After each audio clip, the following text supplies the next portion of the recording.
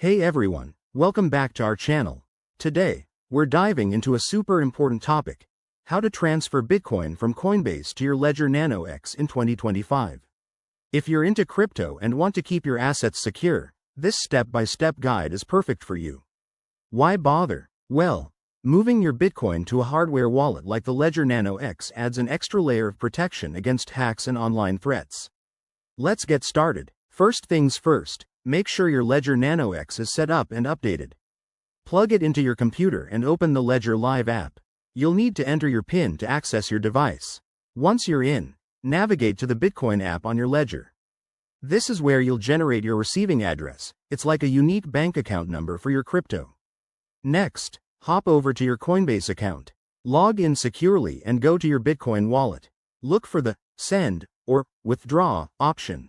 Before you proceed, double-check that you're sending to the correct address. Copy the address from your Ledger Live app and paste it into the To field on Coinbase. Don't forget to select Bitcoin as the asset you're transferring. Now, enter the amount of Bitcoin you want to send. Start small for your first transfer to avoid any mishaps. Coinbase might ask for a network fee, so keep an eye on that. It ensures your transaction goes through quickly. Hit Confirm and approve the transaction on your Ledger device when prompted. This two-factor security is what makes hardware wallets so reliable. Once the transfer is initiated, it usually takes a few minutes to a couple of hours to confirm, depending on the Bitcoin network. You can track it using a blockchain explorer like blockchain.com. And there you have it. Your Bitcoin is now safely stored on your Ledger Nano X.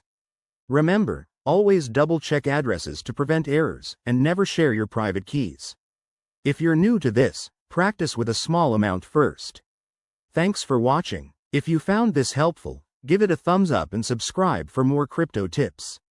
See you in the next video.